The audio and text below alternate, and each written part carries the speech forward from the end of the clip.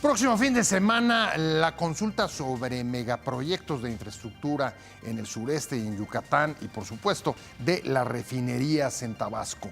En un momento en que no acaba de aclararse el panorama para la reforma energética y, por lo pronto, es una industria que ya registra un cierto paso cada vez más lento frente a la incertidumbre sobre su futuro.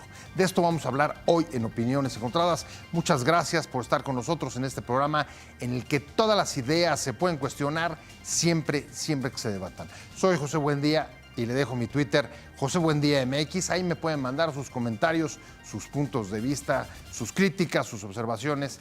Y si ahora me acompaña, vamos a ver rapidísimo un pequeño reportaje de contexto para arrancar aquí en nuestro foro con el programa de hoy.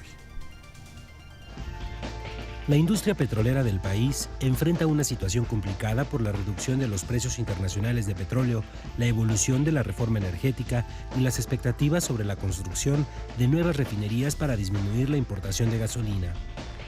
La recuperación de la industria petrolera ha sido una de las constantes propuestas del presidente electo desde hace años, aunque se ha opuesto también en diversos momentos a la reforma energética del actual gobierno que le quitó a Pemex el monopolio de la extracción de crudo a favor del capital privado nacional y extranjero. En campaña, se limitó a decir que se revisarían los contratos y que con base en el diagnóstico de estos es que se tomarían decisiones. Como también se propuso en campaña, se prepara para arrancar en diciembre con la construcción de una refinería de petróleo en Tabasco, aunque científicos, ambientalistas, académicos, artistas y agrupaciones indígenas han manifestado su rechazo a la manera en que el próximo gobierno federal promueve la construcción de los trenes Maya y del Istmo, así como la refinería de Dos Bocas. La refinería que se pretende construir en Paraíso, Tabasco, aún carece de los permisos de las autoridades energéticas para que opere. Según Moody's, la nueva refinería requeriría una inversión de alrededor de $9,000 millones y podría ser peligrosa para las finanzas de Pemex. ¿Es esta la ruta para reflotar a Pemex? Josefa González Blanco, próxima secretaria de Semarnat, deslindó al gobierno electo del desmonte de 300 hectáreas en el terreno donde se construye la nueva refinería de Dos Bocas en Tabasco y señaló que corresponde a la actual administración sustanciar los procedimientos de inspección y vigilancia. El Centro Mexicano de Derecho Ambiental denunció ante la Agencia de Seguridad, Energía y Ambiente el desmonte de 300 hectáreas de selva y manglar en el terreno donde se construye la nueva refinería y el cual se llevó a cabo sin autorización de impacto ambiental ni cambio de uso de suelo. En una carta enviada al presidente electo Andrés Manuel López Obrador, académicos y científicos demandaron la suspensión de la consulta ciudadana programada para el fin de semana sobre los proyectos ferroviarios y la refinería en áreas con alto valor para la biodiversidad del país, ya que carecen de estudios de impacto ecológico, cultural y de patrimonio arqueológico.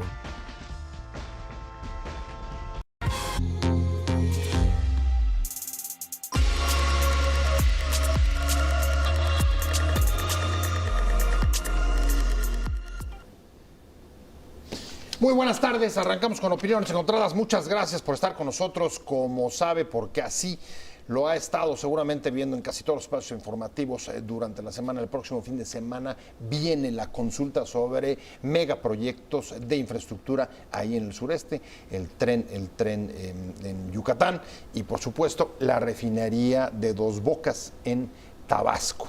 Vamos a entrarle a este tema que se incrusta en el marco de la reforma energética que, como le decía, ha perdido, digamos, la fuerza, los bríos que traía y más bien parece aletargarse, sobre todo en la recepción de inversiones nuevas en este sector que prometía, por supuesto, la reforma energética y que las rondas de licitaciones quizá tengan que diferir hasta 1 o 2 años más. Pero vamos a entrarle con los que saben. Me da mucho gusto que esté con nosotros hoy en este programa.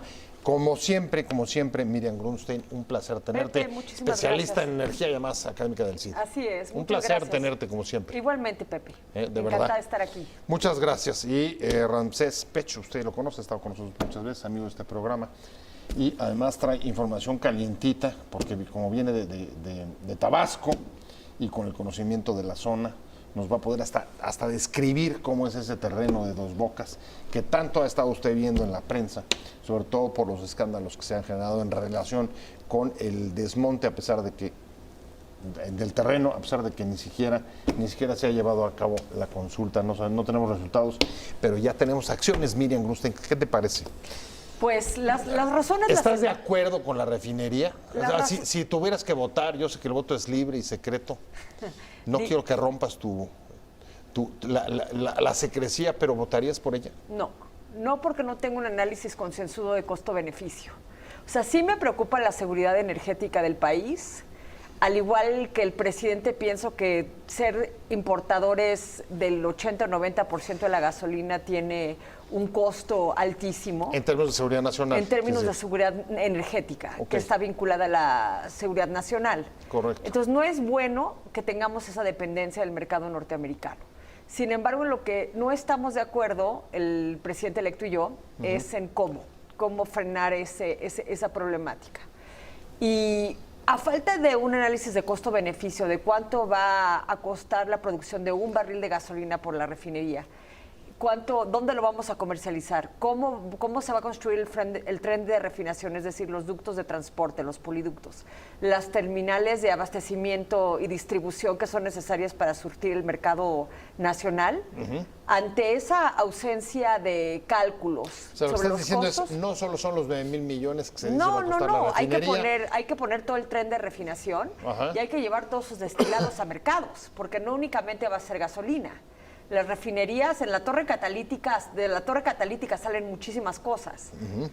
Gasolina, diésel, combustóleo, naftas, gas LP, incluso gas natural, muchísimas cosas. Entonces, ¿dónde está el mercado para esos destilados? Y nadie habla de ellos. Es como si hubiera refinerías que únicamente produjeran gasolina, y no es cierto. Digamos que lo que acabas de describir, digamos que es un nivel de la discusión.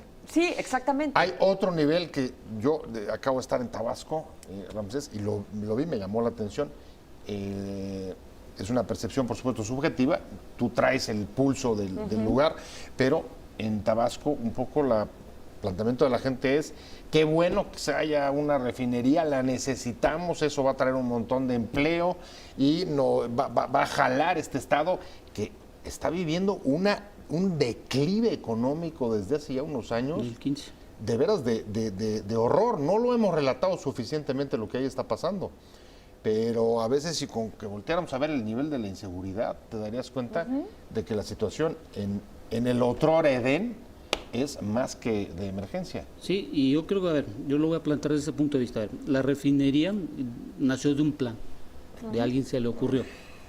Bueno, la refinería hoy en día ya no debe de ser un plan, sino debe hacer los estudios de factibilidad los correctos, los estudios aparte ambientales, porque ya la refinería pasa a ser de un punto estratégico para el país. Ya es de un aseguramiento de tener una energía de calidad, y ya sea en el 2024, en el 2025 que se opere la refinería. ¿Por qué digo esto?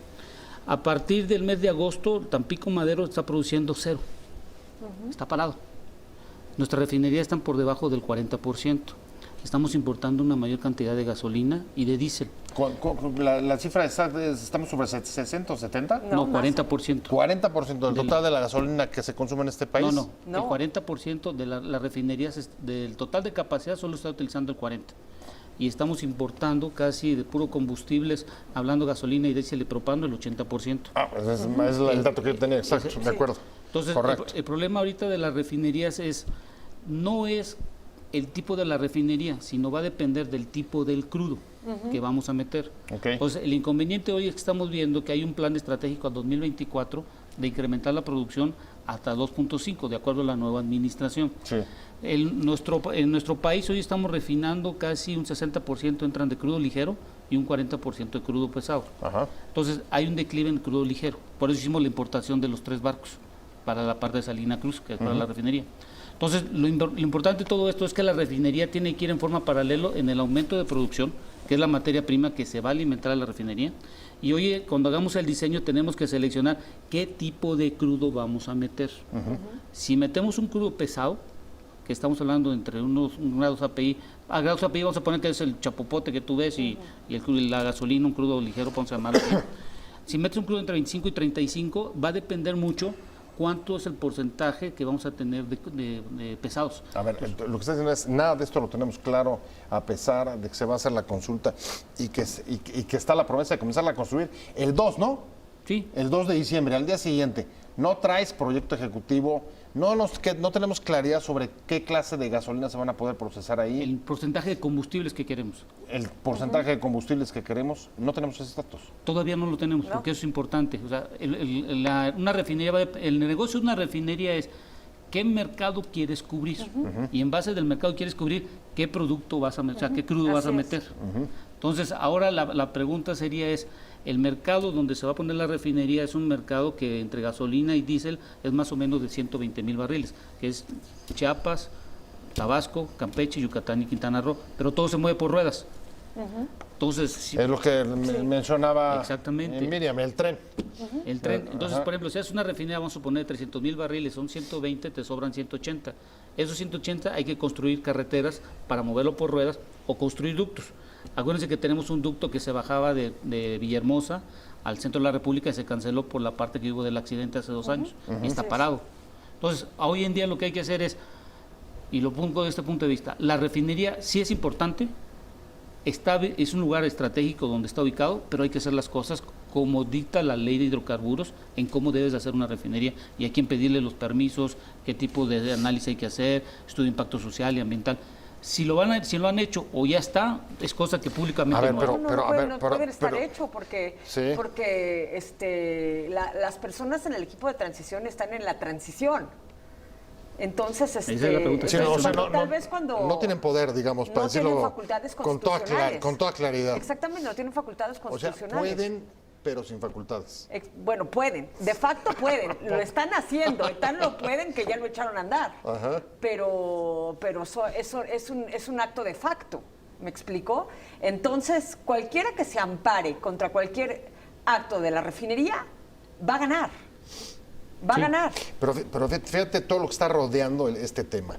A ver, Ramsés acaba de hacer una descripción bastante grande de todas las carencias del proyecto. Tú lo habías mencionado también en términos del plan de negocio. Sí, exactamente. Alrededor de esto también está, digamos, los escándalos que ha habido alrededor de las comisiones reguladoras. También, reguladoras de energía.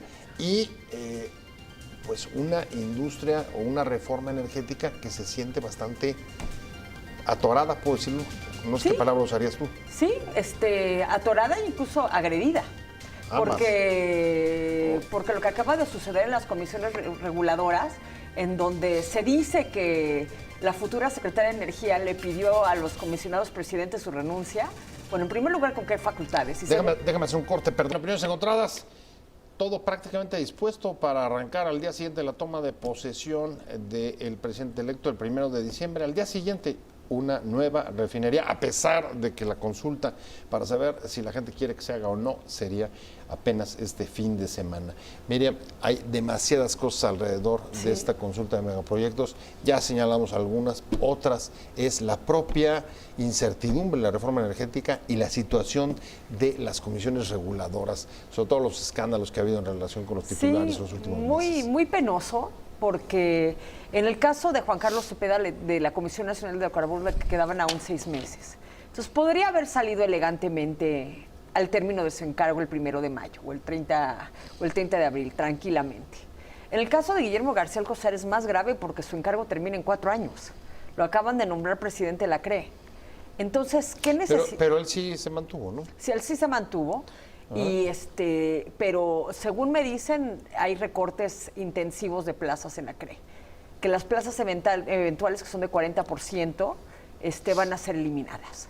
Entonces te quedas sin capital humano, lo cual es sumamente preocupante. O sea, si te quieres quedar, pero con condiciones laborales mucho más ínfimas. difíciles. La la reflexión sobre una refinería se hace cuando se piden los permisos a la Secretaría de Energía, pero también para la infraestructura logística, como es el sistema de transporte y almacenamiento y distribución, que son otorgados por la CRE. Entonces, la CRE no va a tener ninguna independencia para decir, este ducto no puede pasar por aquí, o este ducto no es comercialmente aceptable para en términos financieros y económicos. Entonces, como no vas a tener un árbitro independiente que pueda frenar la autorización o el permiso de cualquier parte de la infraestructura es una agresión a la racionalidad de los proyectos, independientemente de que sea de Pemex o de los privados. Digamos que lo que está señalando es que se haría, digamos, sin supervisión, sin contrapeso, Pues sí, Así es. sin la regulación de parte de los órganos autónomos. Yo creo que lo que, por ejemplo, Ramsés. la Comisión Reguladora de Energía y la Comisión Nacional de Hidrocarburos, creo que estamos perdiendo el foco los que estamos en el mercado. A ver, la reforma energética no es solo hidrocarburos. No, claro. Está la parte eléctrica, está la parte de almacenamiento, transporte, logística, líneas de distribución, todo lo que es la parte energética. Hay que entender que la CRE otorga permisos en todos los mercados y regula en todos los mercados. Si quitamos a un ente el presupuesto, se le llega a bajar en 2019, y espero que no lo vayan a realizar, que no vayan a cortar plazas, porque si cortan plazas... Pero es que, a ver, ya traemos aquí el dato. Pues eso es lo que espero que no lo hagan. ¿Por qué va a suceder esto? Ahorita la Comisión Reguladora de Energía sacó un acuerdo nuevo en donde te reduce los días de 90 a 30 días. Si están haciendo esta convicción de bajar los trámites, que ya no tienes que pagar otra vez, que solo tienes que avisar en el sistema de la Comisión Reguladora de Energía, y es uno de los órganos a nivel mundial que está más automatizado para los permisos, no tienes que presentarte nada en forma física ni nada si todo puede ser electrónico. Le vamos a quitar a nuestro mercado nuevo energético un órgano que necesita un presupuesto y necesita gente técnica. La Comisión Reguladora de Energía no tiene partidos políticos, porque esa es una de las convicciones de toda la gente que está en los comisionados. Son técnicos, por lo regular son gente que ha trabajado en el campo y muchos han estado viendo la parte de eléctrica y todo lo demás. Entonces, yo creo que hay que entender que la Comisión Reguladora de Energía es quien nos da la pauta de hacia dónde se puede mover el mercado. Pero a ver, traemos, por un lado, estos cuestionamientos sobre el funcionamiento a futuro de estas comisiones reguladoras de energía. Traes, por otro lado, proyectos que se van a poner en marcha casi sí o sí en diciembre, como el de la refinería. Y la otra es el debilitamiento de las finanzas de Pemex. Y de CFE. Claro. Y de CFE. ¿Cómo empiezas digamos, a describir la situación que va a recibir el presidente electo en esta industria? Yo creo que va a haber un costo de oportunidad para todo lo que quiere hacer. Y eso me lleva al tema de por qué ningún particular ha levantado la mano para modernizar una refinería o para obtener las refinerías existentes. Porque no le ve negocio. Entonces, es de la idiosincrasia, me parece, el presidente electo, de que las cosas no sean negocio. Pero lo que tú esperas es que se convierta en una empresa subsidiada. Exactamente, porque se supone que esta gasolina tiene que ser asequible a todos los mexicanos. Entonces, la refinación de por sí es una actividad de baja rentabilidad marginal si la comparas con la exploración y la producción y la comercialización de gasolinas. La refinación en sí no deja mucho dinero. Y si encima la gasolina que le vas a vender a los distribuidores la tienes que vender a bajo precio, se te asfixia el negocio. Además, ojo, ¿de dónde vamos a sacar el crudo? ¿Se lo vamos a seguir comprando a Pemex mediante precios de transferencia? Pues van a tener que comprárselo a Pemex a precio de mercado para que PEP no quiebre. A PMI, perdón. Para que PMI, para que la comercializadora de Estado, PMI, no quiebre. Entonces, es donde existen las distorsiones tan graves. Una refinería tiene que comprar crudo. A quien se lo compre, lo va a tener que comprar a precio de mercado. No lo puede comprar a precio subsidiado. ¿Y cómo lo va a vender? ¿Cómo va a vender el combustible? A precio subsidiado van a seguir perdiendo. Van a comprar petróleo caro y vender gasolina barata. Entonces, no es negocio. Si el presidente electo no quiere hacer negocios, entonces, ¿cómo va a financiar todo lo que quiere hacer? O sea, a ver, coincides, lo que dice Miriam, hasta donde te estoy entendiendo es un proyecto político. Exactamente. Para ponerlo de la manera más didáctica, sí. No va a dejar dinero. ¿Tenemos dinero para tener un negocio que no deje dinero? Eso es lo que no sé si coincidas. Okay, ese es el problema de la reforma energética. La reforma energética fue creada para que la inversión pública se limite el riesgo y exposición del dinero. Quien debe de exponer el dinero son los privados. Entonces, eso es lo que no hemos entendido todavía. O sea, la inversión pública no debe de exponerse más el capital, para que no sea ahorita lo de Pemex, que la colocación de los bonos ya perdieron valor hoy, el día de hoy y todo lo demás. Lo que hay que entender hoy en día, por ejemplo, y ese es un dato que me gusta mucho, es, por ejemplo, en Estados Unidos hay 142 refinerías. Ajá. El 55% son refinerías que no pasan de 100,000 barriles. No necesitas refinerías de 300 ni 600,000 barriles. Puedes empezar refinerías de 20,000, pero lo de 20,000 depende del crudo que tú vayas a meter. Bueno, el acto seguido es, a ver, en Estados Unidos invierten en refinación, en este año tienen pensado cerrar entre 14 y 16,000 millones de dólares, que es más o menos el presupuesto que le dan a Pemex Exploración y Producción, que es el de 10,000. En México en la refinación solo invertimos 1,000 millones de dólares. El problema es, tienes 6 refinerías. De las 6 refinerías, ¿cuáles sirven? Que le metas el dinero, que te retorne ese dinero. Y va a depender mucho del tipo de combustible. O sea, ¿cuáles las puedes hacer negocio? Exactamente. Para decirlo claro. Exacto. Entonces, una refinería nueva pudiera sustituir, por ejemplo, la de Tampico Madero, que es desde 1914. Y la cierras, entonces la otra. Cerrarla en su momento dado. Ajá. Y incentivar a los privados para que empiecen a construir refinerías en regiones estratégicas. Eso sí se puede realizar, porque lo que hacen en Estados Unidos, hacen refinerías en lugares estratégicos para minimizar la logística. Pero a ver, de verdad, me voy a tener que ir un... En la práctica diera la impresión de que sí hay un cierto arrinconamiento de la reforma energética sin haber tenido que meterse, por supuesto, a la modificación aún del marco normativo de las leyes. Y ahí un actor central que justo lo fue desde la reforma energética y lo sigue siendo, y es Pemex. Pemex trae una situación complicada, reducción de la calificación de la deuda, Miriam. Así es. La necesidad seguramente de que sea sometido a cirugía laboral por las obligaciones contraídas con la firma del TECMEC, que van a implicar modificaciones en las organizaciones sindicales. Y en medio de todo esto, pues sin acabar, digamos, de consolidarse un precio internacional del crudo. Así es. Sí, es terriblemente problemático. Y respecto de la refinería que se quiere construir para Pemex, yo diría que la definición de locura es hacer las cosas de la misma manera y esperar resultados diferentes. El Estado ha sido mal empresario refinador.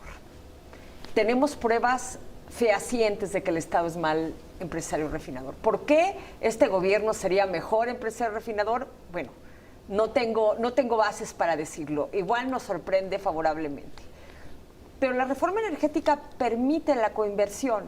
Y tenemos una refinería en el sur de Texas, en Deer Park, en la que la coinversión ha funcionado bien. Nos ha ido bien con Shell como socio. Entonces, ¿por qué no lo podríamos replicar acá?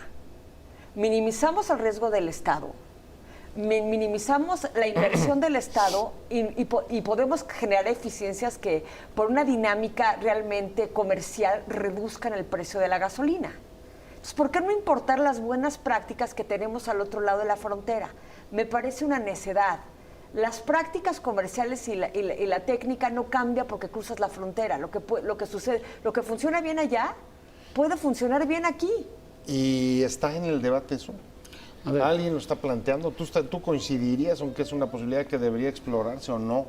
Y si es así, ¿por qué nadie lo está hablando? Porque la pregunta sería a ver, la nueva administración debe de dejar que Pemex, ahorita es un puberto, que lo dejen crecer. Porque Pemex es un puberto que lo están todo diciéndole, no hagas esto, muévete para acá, mueve para acá. Eso ya debe de parar. Oye, pero es un puberto como los de ahora, sí. Como los de ahora, ¿no? Que se quedan en su casa hasta los 35 años. Y eso es lo que hay que sacarlo ya. Entonces, hay una cosa importante, a ver, Pemex es una de las mejores 5 compañías en extraer hidrocarburos. Ese es su core business, ese es su negocio, vamos a llamarle. Ese es su negocio. Ese es su fuerte. Es su fuerte. El segundo negocio tiene que ser la transformación de los hidrocarburos, ya sea crudo o gas, que es lo que tiene hoy en día. Y lo otro, lo que no hemos visto ahorita es que Pemex ya no le interesa la comercialización de la molécula del gas natural. Te va a sorprender quién va a ser ahora. La Comisión Federal de Electricidad. Es quien va a ser la encargada de la comercialización. ¿Quién importa más gas natural? CFE. ¿Quién ha sacado las licitaciones de los ductos? CFE. ¿De quiénes son los nuevos ductos? De CFE. Entonces, acuérdate que Pemex entregó todos los ductos a Senagas, y es lo que se llama el Sistema Nacional de Gas. Entonces, hoy en día vamos a tener una Comisión Federal de Electricidad que le ha robado el mercado a Pemex porque Pemex ha dejado de importar y ha utilizado una mayor cantidad de gas natural para sus procesos. Entonces, ahorita Pemex debe hacerse una reestructura y decir, yo me voy a encargar de extraer el hidrocarburo, adecuar mis refinerías que sean rentables, tener un margen de ganancia en las refinerías y ver la logística y sobre todo cómo lo vamos a mover. Eso no se tenía que haber hecho ya. Es que lo que O sea, pasa... esa distribución no tendría que estar ya o en operación después de... ¿Cuándo tenemos de operación de la reforma energética? Tenemos 5 años a partir de la aprobación efectiva. ¿No era suficiente como para empezar a dar esos pasos? No es suficiente, no es suficiente. Tenemos las reglas, lo que no tenemos son las condiciones para generar mercados. Y tenemos también muchísima ilicitud en la comercialización de gasolina. ¿Qué vamos a hacer con el robo de combustibles? El huachicol. Sí, eso es un dren de valor tremendo. Entonces, bajo esas condiciones tan débiles de institucionalidad, de Estado de Derecho y esa permisividad de la delincuencia, penosamente puedes generar las condiciones para que se desarrollen sanamente los mercados. Y por ejemplo, ahorita hay un mercado que también no estamos dando cuenta, el GLP. Sabemos que nomás hay un ducto que transporta. Todo el GLP en nuestro país se mueve por ruedas. Okay. Y Pemex ha dejado de producir GLP en las refinerías, lo estamos importando. Entonces, mucha gente se pregunta, ¿por qué tengo tan caro el gas propano? Bueno, en México el 97% de lo que utilizamos para comercios, calentar y todo lo que es GLP, pero lo estamos importando. Por ejemplo, hay una ruta que estaba observando el día de hoy, que del Golfo de México tiene que dar la vuelta de Panamá para llegar al Pacífico, a Sinaloa y a Sonora, para que llegue el GLP. Es larguísimo eso. Y cuesta más o menos alrededor de $1 millón dar la vuelta. El canal, porque antes se tenían que ir hasta Tierra de Fuego. Exacto. Era una locura. Sí. Pudiendo tener por tierra incluso. Exactamente, porque no hay capacidad en los ductos. Entonces, ahorita existe el dilema, yo le llamo ahora como el huevo y la gallina, que es primero la infraestructura o la materia prima. Claro. Y hoy los primeros 10 años tienen que ser construir infraestructura. A ver, ¿cómo un país petrolero con esta, digamos, conocimiento y know-how, tú decías, buenos para la extracción, no estamos previendo, digamos, toda esa Es que el Estado no se puede dar abasto. Queremos que todo lo vea el Estado. ¿Y no está comenzando a volver a pasar eso? Pues sí, pero esa es la locura. Pensar en que podemos estar igual que hace 5 años y con resultados diferentes únicamente porque el presidente de hoy es honesto. Yo creo que lo podemos resumir en lo siguiente. A ver, necesitamos un plan de largo plazo que nos dé una ventana hasta el año 2040 en donde diga dónde queremos estar. No es un plan transeccional, sino tiene que ser un plan de largo plazo. Que implicará seleccionar, elegir y asumir un modelo, pero saber que no va a ser todos. No, por ejemplo, Estados Unidos empezó en 1973. En 2015 ya se consolidó. Tiene más de 400 días de crudo para almacenar, más de 100 días de gas natural, está produciendo 11 millones de barriles diarios, tiene más de 100 millones cúbicos diarios, tiene 987,000 pozos productores de gas y de crudo, nosotros 7,877. Ellos invierten en la industria de hidrocarburos 150 a 160 mil millones de dólares, nosotros nada más 25,000. Canadá invierte más de 60 mil millones de dólares. Pero el plan en sí mismo no era la reforma energética. No. Sí, pero ¿Ese no era el plan? Claro que sí, era multiplicar los actores para multiplicar la inversión. Ajá. Es que cuando hablamos de que Estados Unidos invierte, Estados Unidos no invierte. Lo que invierte son las empresas privadas que están en Estados Unidos. Sí, no el Estado. No es gasto público. Entonces, cuando decimos que Estados Unidos invierte, no es el Estado. Nosotros tenemos al Estado en el cerebro. Entonces, la reforma energética efectivamente no replicaba el modelo estadounidense porque este es sumamente liberal, pero sí abrió muchísimo la pauta para que se multipliquen los actores en la iniciativa privada. Entonces, si tenemos esa posibilidad de que particulares expandan el negocio... Pues sí, pero a ver, incluso las rondas, ¿hasta cuándo te las van a diferir? 21. Próximas rondas hasta 2021, o sea que poco se va a mover la reforma energética 19 y 20. Sí. ¿Coinciden? Coinciden, ya me voy. Sí, pero... Último derecho a discrepar. Bueno, yo podría resumir. 1, urge incentivar la extracción de gas natural en nuestro país, activar Cuenca de Burgos y las cuencas del sureste, por medio de la reducción de los impuestos y derechos que pagan para la extracción. Bueno, ya me voy. Miriam Brustein, muchas gracias. Un placer haberte tenido, profesora investigadora del CIDE y además especialista en asuntos energéticos, Ramsés Pech. Espero que vayas a votar a la consulta. Ya nos contarás. Ya regreso a Villahermosa. Gracias. Que te vaya muy bien de regreso Gracias. a Villahermosa. Muchas gracias, pero sobre todo a usted por haber estado con nosotros en Opiniones Encontradas. Nos vemos aquí mañana.